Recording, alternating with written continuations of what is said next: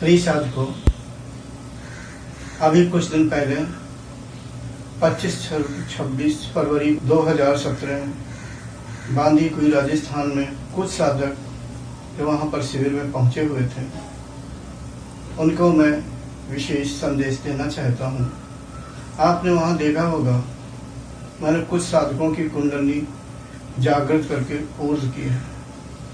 वो साधक कुछ विशेष प्रकार के नियमों का पालन करें, क्योंकि अगर वो ऐसा पालन नहीं करेंगे तो कुछ समय बाद उनकी कुंडली वापस मूलाधार चक्र में सुषुप्त अवस्था में हो सकती है। इसलिए उसे ऊर्ज बनाए रखने के लिए आपको कठोर अभ्यास करना पड़ेगा तथा कठोर संयम करना पड़ेगा। अभ्यास करने के लिए तो कम से कम 2 से 3 घंटे का समय होना ही चाहिए। सुबह, दोपहर, शाम को कम से कम 2, और अगर हो सके तो 2.5-3 घंटे का समय हो जाए तो और भी अच्छा है। अगर इन 3 बार में समय नहीं मिलता है, जैसे कोई नौकरी कर रहा है, व्यापार कर रहा है, तो दोपहर के समय नहीं मिल पाता है, तो सुबह तो साधना कर ही सकते हैं। कम से कम 1 घंटे के तक अपने अभ्यास को ले जाएं। दोपहर को ऑफिस में या जो जहाँ भी आप व्यापार करते हो वहाँ पर आप प्राणायाम कर सकते हैं 10-5 मिनट। शाम को जब घर में आते हैं तो 40 मिनट तक आप साधना कर सकते हैं। इसके बाद आप रात्रि के लगभग 10-10:30 बजे भी थोड़ी देर के लिए आप ध्यान कर बैठें। मैं इसलिए कह रहा हूँ कि दिन भर में जो आप जड़ता ग्रहण करते ही रहते हैं, तो उस जड़ता को निकालने के लिए, अपने शरीर को शुद्ध बनाए रखने के लिए इतनी तो साधना करनी ही पड़ेगी। वहाँ पर मैंने जिन साधकों की कुंडली ऊर्ज की थी, वास्तविकता कुछ और थी। उन साधकों की इतनी अभी योग्यता नहीं हुई थी कि कुंडली जागृत होकर ऊर्ज की जाए, लेकिन अब बहुत से साधक वहाँ पर आए हुए थे, तो मैंने सोचा जरूर कुछ न कुछ साधकों का कल्याण कर दिया जाए। जिन साधकों का कुंडली जागरण के रूप में कल्याण किया गया है, वो साधक अच्छी तरह से समझ लें कि उनके इस प्रकार के संस्कार बन चुके हैं कि हर जन्म में उनकी कुंडली जागृत कभी न कभी किसी न किसी समय जरूर होती रहेगी, और प्रकृति को व्यवस्था करना ही होगा उनके मार्गदर्शन करने के लिए। मेरा एक स्वभाव है कि मैं अपने साधकों को पहले चक्र जागृत कर देता हूँ, एक्टिवेट कर देता हूँ, यानी क्रियाशील कर देता हूँ, फिर उनकी कुंडली जागृत कर देता हूँ। जागृत ही नहीं करता हूँ, ऊर्ज भी कर देता हूँ, और अपने मार्गदर्शन में मैं उन साधकों को साधना भी कराता रहता हूँ, ताकि उनकी कुंडली ऊर्ज बनी रहे। हाँ, ऐसे साधकों के लिए मेरा ये संदेश है, वो सात्विक भोजन करें, तामसिक भोजन बिल्कुल न करें। जहाँ तक हो सके तले हुए भोजन, मिर्च मसाले का प्रयोग ना करें। अगर कुंडली आपकी ऊर्ज पूरी तरह से नहीं हो पा रही है पहले की तरह, तो आप कुछ दिनों के लिए आप नमक भी छोड़ दें, तो कुछ समय बाद फिर आपको ऐसा लगेगा कि कुंडली ऊर्ज होने लगी है तथा उग्र भी होने लगी है। उग्र होने का मतलब ये होता है कि जब शरीर के अंदर, मन में और चित्त में जब थोड़ी शुद्धता आती है, तो कुंडली के उग्र होने की अनुभूति होने लगती है। कुंडली में कोई उग्रता और शांतपन नहीं होता है, बल्कि अभ्यासी के कर्मों के अनुसार ही उसको अनुभूति होती है। तो इसके लिए आपको सबसे पहले भोजन सात्विक होना चाहिए। प्राणायाम कठोरता के साथ करें। मैं दो ही प्राणायाम बताया करता हूँ। एक अनुलोम विलोम। अनुलोम विलोम में आंतरिक कुंभक का महत्व देता हूँ और बाह्य कुंभक को महत्व देता हूँ। जितना ज़्यादा से ज़्यादा समय आप आंतरिक कुंभक लगा सकें लगाएं, बाह्य कुंभक भी लगाएं, लेकिन इस प्रकार का लगाएं कि आपको किसी प्रकार के अनावश्यक आपके अंगों में, शरीर के अंगों में दबाव ना पड़े, यानी आंतरिक दबाव ना पड़े। हाँ, आप जो ये समझ रहे हो कि सिर्फ इतने से ही कुंडली ऊर्ज बने रहेगी, ऐसा कुछ नहीं। आपको अपना व्यवहार भी ठीक करना होगा। जैसे आप दूसरों के साथ अच्छा व्यवहार करें, यानी ऐसा व्यवहार करें कि दूसरे को किसी प्रकार का दुख न हो, किसी प्रकार की हानि न हो। इसके लिए आपको परोपकार और सेवा का भी अपने जीवन में प्रयोग करना पड़ेगा, अर्थात दूसरों की सेवा भी करिए और परोपकार की भी इच्छा करिए। कोई अगर आपकी निंदा करे सुन लीजिए, मगर आप किसी की निंदा मत करिए। हाँ, एक बात और है, अगर कोई साधक नौकरी कर रहा है या व्यापार कर रहा है, जो भी हो, या नहीं कर रहा है, तो कोशिश करें कि वो झूठ ना बोले। मैंने अक्सर देखा है कि वर्तमान समय में क्या बच्चे, क्या ज़्यादा उम्र वाले और क्या वृद्ध पुरुष, मैं किसी व्यक्ति विशेष के लिए या विशेष अवस्था वालों के लिए नहीं कह रहा हूँ, लेकिन मैंने देखा है कि ज़्यादातर लोग झूठ बोल दिया करते हैं। मैं सिर्फ साधकों के लिए कह रहा हूँ कि अपने जीवन से झूठ शब्द को त्याग दो। जरूरत पड़ने पर थोड़ा बहुत कष्ट सह लो, मगर सत्य बोलने की आदत डालो। जब आप सत्यनिष्ठ हो जाएंगे, गुरुनिष्ठ हो जाएंगे, ब्रह्मनिष्ठ हो जाएंगे, तो निश्चित ही आपका मार्ग प्रशस्त होने लगेगा, शुद्धता आने लगेगी। क्योंकि जब तक चित्त में शुद्धता नहीं होगी, कुंडलिनी ऊर्ध्व आगे नहीं हो पाएगी। चित्त को शुद्ध बनाने के लिए हमें झूठ को बिल्कुल अपने जीवन से निकाल देना चाहिए और सत्य को अपना लेना चाहिए।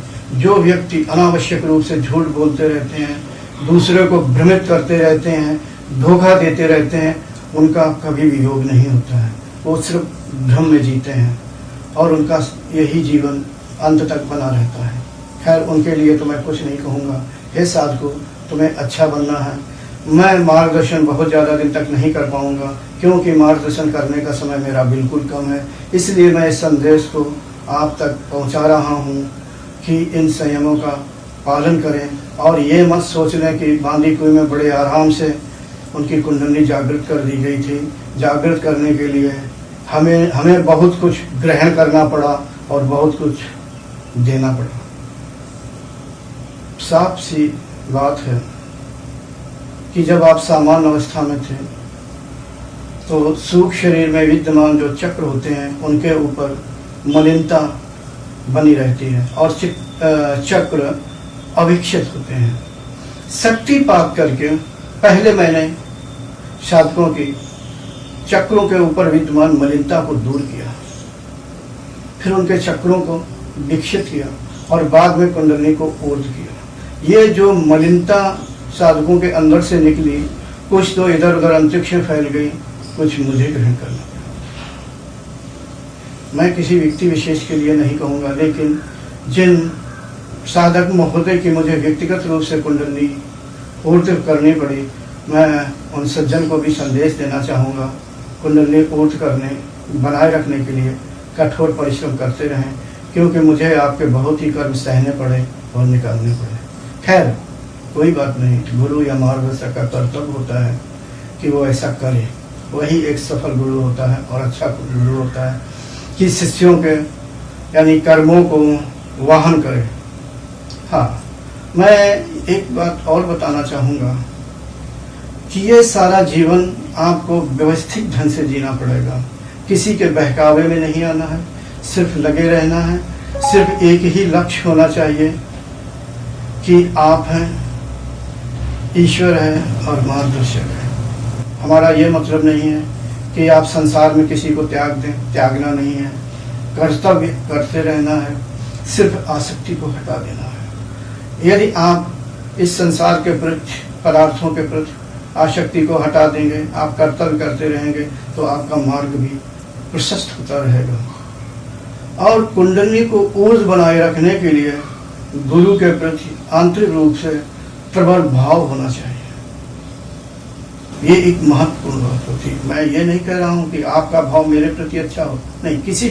किसी भी संत पुरुष की आप बुराई न करें। हो सकता है कि कोई संत पुरुष अपने ढंग से मार्गदर्शन कर रहा हो। कोई भी संत छोटा बड़ा नहीं होता है, सब अपने अपने ढंग से मार्गदर्शन करते हैं। सभी योग मार्ग अपने अपनी जगह पर सही होते हैं। कोई सीधे निकल जाता है, कोई घुमा के पहुंच जाता है। तो इस प्रकार से साधकों को इन सब चीज़ों से बचना चाहिए। हे साधकों, जिन जिन साधकों की मैंने कुंडली उठाई है, भले ही मेरा थोड़ा सा ही कार्यकाल हो, मगर मैं तुम्हें छोड़ूंगा नहीं। अगर आप लोग अभ्यास बनाए रखेंगे तो मैं सहायता करता रहूंगा और विश्वास दिलाता हूं कि आगे का मार्ग भी प्रशस्त कर दूंगा और आगे की अवस्था आपके कर्मानुसार मैं पहुंचा भी दूंगा। आपको ये भान होना चाहिए।